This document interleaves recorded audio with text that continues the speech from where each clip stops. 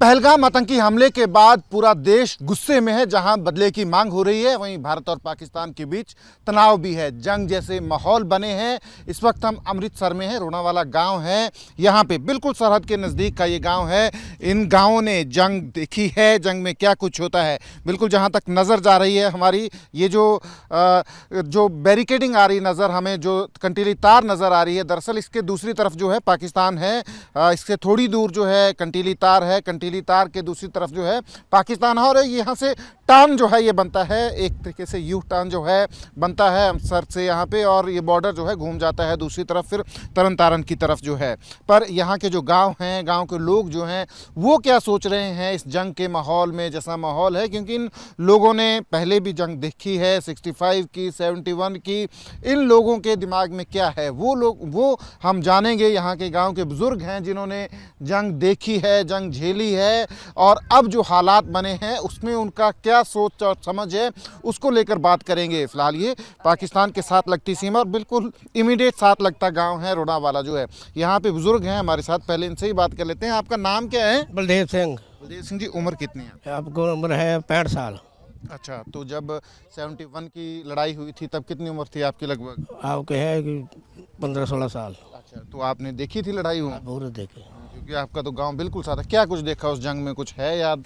जंग में गोलाबारी चले, आपने ऐसो निकल के गांव में जाके ते रिश्तेदारों दे गए, उसे किसी को 2 दिन रहे, 4 दिन रहे, उसको काम नहीं कोई भी, मुड़ के बाद में फिर घुमा के इधर ही होना पड़ा बस। पर अब जैसा माहौल बना हुआ है भारत और पाकिस्तान के बीच, क्योंकि 71 की लड़ाई के बाद बहुत साल बीत गए हैं ना, तो अब क्या है आपके दिमाग में कि अगर जंग होती है तो? हाँ, दिमाग जंग होनी नहीं चाहिए। देश ਜਿਹੜੇ ਦੋਵੇਂ रहने चाहिए रल मिल के। तो दुनिया जी है, पर क्या होना चाहिए, कोई मानते नहीं, क्या करे। सरकार बहुत नहीं। पर इसमें एक चीज़ है, जैसे जिस तरीके का माहौल बना हुआ, जैसे आपने देखा कि जैसा हमला हुआ पहलगाम में, है ना, तो अब ये भी बात उठ रही है कि अब एक फाइनल सबक जो है पाकिस्तान को सिखाना ज़रूरी है कि जैसी हरकतें वो करता है। दोवें तेरी करते हैं, वो भी करते हैं। अच्छा, ठीक है। तो एक चीज़ बताओ मेरे को कि जो जंग जैसा हालात है, जैसे हम गांव में घूम रहे हैं, है ना, बहुत सारे गांव में हम जा रहे हैं, तो गांव के लोग बोल रहे हैं कि हम लोग जो हैं सेना की मदद करेंगे, अगर ऐसे हालात बनते हैं हम जाएंगे नहीं। तो आप लोगों का क्या समझना है पहले के हालात को देखते हुए? हालात का यो या कोई मतलब कोई नहीं किसी को कहता भी जाओ, अपने आप ही लोग डरते जाना पैंदा। अच्छा, हाँ। तो बाकी जो मिलिट्री होती है, जो फायरिंग होती है, गोलाबारी होती है, उसमें लोगों को जाना पड़ता है, क्या करे बस। यहाँ एक बुजुर्ग महिला है, उनसे बात करते हैं। माता जी, नाम क्या है आपका? सुखवंत कौर। हाँ, तो आपकी उम्र कितनी है? आपकी उम्र 75 साल हो गई। 75 साल, ठीक है जी। तो आपने देखी 71 की लड़ाई जी? हाँ, वेखी है। अच्छा, क्या कुछ देखा था? बहुत कुछ वेखा। ਜਦੋਂ ਵਿਆਹ ਮੇਰਾ 71 ਦੀ ਲੜਾਈ ਤੋਂ ਬਾਅਦ ਵਿੱਚ ਹੋਇਆ। अच्छा, 2 ਮਹੀਨਾ ਹੀ ਸਮਝ ਲਓ। ਤੇ ਮਤਲਬ ਇੱਥੋਂ ਉੱਜੜ ਕੇ ਅਸੀਂ ਜਦੋਂ ਚਲੇ ਗਏ ਆ, ਤੇ ਅਸੀਂ ਗੰਡੀ ਵਿੰਡ ਜਾ ਕੇ ਬਹਿ ਗਏ ਆ ਉਸ ਗਾਉਂ ਦੇ ਵਿੱਚ। ਤੇ ਇੱਥੋਂ ਜਿੱਦਣ ਰਵਲਾ ਪਿਆ ਏ, ਉਦਣ ਅਸੀਂ ਜਿਸ ਤਰ੍ਹਾਂ ਰਾਤ ਦੇ ਸਾਡੀਆਂ ਸਬਜ਼ੀਆਂ ਭਾਜੀਆਂ ਰਿੱਝੀਆਂ ਸੀ, ਤੇ ਉਹ ਇਸ ਤਰ੍ਹਾਂ ਰੇੜੇ ਦੇ ਉੱਤੇ ਰੱਖ ਕੇ ਚੌਲ ਕੀ, ਸਾਗ ਕੀ, ਸਾਰੀਆਂ ਚੀਜ਼ਾਂ ਜੋ ਬਣੀਆਂ ਸੀ ਲੈ ਕੇ ਚਲੇ ਗਏ ਆ। ਤੇ ਜਿਹੜੇ ਆਪਣੇ ਰਾਹ ਦੇ ਵਿੱਚ ਜਵਾਨ ਆਪਾਂ ਨੂੰ ਬਚਾਉਣ ਵਾਸਤੇ ਖਲੋਤੇ ਸੀ, ਉਹ ਇਹੋ ਕਹੀ ਜਾਂਦੇ ਵੀ ਮਾਤਾ ਜੀ ਹੌਸਲੇ ਨਾਲ ਜਾਓ, ਤੁਹਾਨੂੰ ਕੁਝ ਨਹੀਂ ਹੁੰਦਾ, ਹੌਸਲੇ ਨਾਲ ਜਾਓ, ਅਸੀਂ ਤੁਹਾਡੇ ਕਰਕੇ ਖਲੋਤੇ ਆ। ਤੇ ਚਲੋ ਬਹੁਤ ਵਿਚਾਰਿਆਂ ਨੇ ਮਿਹਰਬਾਨੀ ਉਹਨਾਂ ਦੀ। ਤੇ ਪਰ ਜਦੋਂ ਵਿਆਹ ਹੋਇਆ ਉਦੋਂ ਉੱਥੇ ਟਾਰੀ ਹੋਇਆ, ਤੇ ਮੁੜ ਕੇ ਐਸਾ ਆਪਣੇ ਗਾਉਂ में ਆਏ ਆ।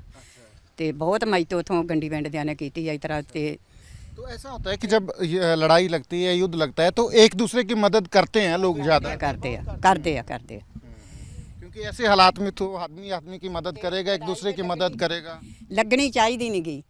ਜਿਸ ਤਰ੍ਹਾਂ ਅਸੀਂ ਇੰਨੇ ਔਖੇ ਹੁੰਦੇ ਆ ਨਾ, ਇੱਕ ਕਦੀ ਵਾਸਤੇ ਨਹੀਂ ਲੱਗਣੀ ਚਾਹੀਦੀ। ਚਲੋ ਸਮਝੌਤਾ ਹੋ ਜੇ ਤੇ ਬੜੀ ਚੰਗੀ ਗੱਲ ਆ, ਤੇ ਲੜਾਈ ਬਹੁਤ ਮਾੜੀ ਚੀਜ਼ ਆ। ਹਾਂਜੀ। और भी लोग हैं यहाँ, नौजवान भी हैं। आपका नाम क्या है? हरजीत सिंह। तो आज जैसे माहौल बना हुआ है आजकल जंग का, भारत पाकिस्तान के बीच जो है बड़ा तनाव है पहलगाम के, उसके बाद आप लोग नौजवान हैं, आप लोग क्या सोच रहे हैं इस माहौल में? वो जड़ी ਹਮਲਾ ਹੋਇਆ ਉਹ ਤੇ ਬਹੁਤ ਮਾੜੀ ਗੱਲ ਹੋਈ ਆ। ਬੇਗੁਨਾਹ ਬੰਦੇ ਮਾਰੇ ਜਾਣੇ ਕੋਈ ਚੰਗੀ ਗੱਲ ਨਹੀਂ ਗੀ। ਤੇ ਰਹੀ ਗੱਲ ਜੰਗ ਦੀ, ਜੰਗ ਦਾ ਮਾਹੌਲ ਜਿਹੜਾ ਇਹ ਸ਼ਾਂਤੀ ਹੋਣਾ ਚਾਹੀਦਾ ਵਾ, ਨਹੀਂ ਹੋਣੀ ਚਾਹੀਦੀ ਜੰਗ। ਫਿਰ ਦੋਵੇਂ ਮੁਲਕਾਂ ਨੂੰ ਘਾਟਾ ਪਊਗਾ ਜਦੋਂ ਜੰਗ ਹੋਊਗੀ ਤੇ ਉਹਨਾਂ ਦਾ ਵੀ ਸਫਾਇਆ ਹੋਊਗਾ, ਆਪਣਾ ਵੀ ਹੋਊਗਾ, ਕੁਝ ਥੋੜਾ ਬਹੁਤ ਉਹਨਾਂ ਦਾ ਕੁਝ ਆਪਣਾ ਹੋਊਗਾ। ਤੇ ਇਹਦੇ ਨਾਲੋਂ ਬਿਹਤਰ ਆ ਵੀ ਉਹ ਆਪਣੇ ਮਜ਼ੇ ਨਾਲ ਰਹਿਣ, ਆਪਾਂ ਆਪਣੇ ਨਾਲ ਰਹੀਏ। पर अगर बाई चांस जंग लगती है, जैसे हम बात कर रहे हैं बाकी गाँवों में भी, तो काफ़ी लोग बोल रहे हैं कि हम मदद भी करते हैं सेना की, और अगर ऐसे हालात बनेंगे तो करेंगे भी। तो मदद ਜਦੋਂ ਕੋਈ ਬਾਜ ਨਾ ਆਊਗਾ ਸਿਰ 'ਚ ਵੱਜਣਗੇ ਫਿਰ ਮਦਦ ਤੇ ਕਰਨੀ ਪੈਂਦੀ ਆ। ਫਿਰ ਤੇ ਆਪਣੇ ਬੰਦਿਆਂ ਦੇ ਨਾਲ ਹੀ ਖਲੋਣਾ ਪੈਣਾ, ਦੂਸਰਿਆਂ ਨਾਲ ਥੋੜੀ ਖਲੋ ਜਾਣਾ। ਫਿਰ ਮਦਦ ਕਰਨੀ ਪੈਂਦੀ ਆ। ये भी बात हो रही है कि जैसे अब पहलगाम वाला इंसिडेंट हुआ, बार बार कर रहा है पाकिस्तान। आपको सबको पता है कि पाकिस्तान जो है स्पॉन्सर करता है आतंकवाद को, है ना। तो ये बोल रहे हैं कि अब बात हो रही है कि एक फाइनल सबक जो है सिखाया जाना चाहिए पाकिस्तान को। तो ऐसे उसमें माहौल तब बन रहा है। ਉਹ ਖੁਦ ਹੀ ਸੁਧਾਰ ਲਿਆਉਣ ਤੇ ਚੰਗਾ ਵਾ। ਜੇ ਹਿੰਦੁਸਤਾਨ ਸੁਧਾਰ ਲਿਆਉਂਦੀ ਹੈ ਤਾਂ ਫਿਰ ਬਹੁਤ ਔਖਾ ਹੋਊਗਾ ਕੰਮ। ਫਿਰ ਤੇ ਕੰਮ ਮਹਿੰਗਾ ਹੀ। सबक सिखाना ज़रूरी है एक बार। ਉਹ ਤੇ ਫਿਰ ਸਿਖਾਉਣਾ ਹੀ ਪੈਣਾ ਜਦੋਂ ਨਾ ਹੀ ਬਾਜ ਆਉਣਗੇ ਤੇ। ਜਦੋਂ ਕੋਈ ਬਾਜ ਨਾ ਆਵੇ ਫਿਰ ਸਿਖਾਉਣਾ ਪੈਂਦਾ।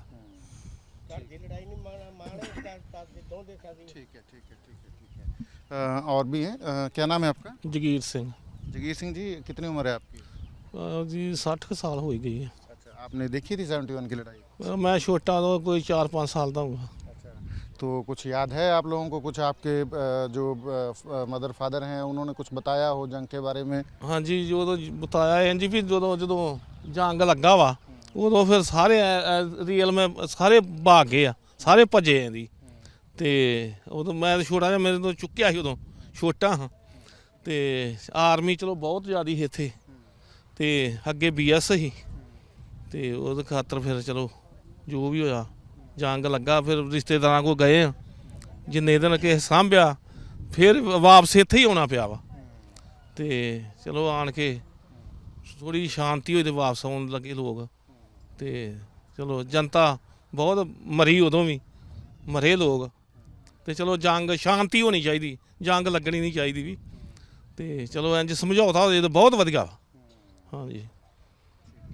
तो ये बिल्कुल अमृतसर में जो गांव है रोड़ावाला, बिल्कुल पाकिस्तान के साथ लगता बॉर्डर है। यहाँ से सामने पाकिस्तान का एक गांव भी दिख जाता है। गांव में फ़िलहाल लोग जो हैं गांव में डटे हुए हैं। 71 का वार देखा, 65 की लड़ाई देखी।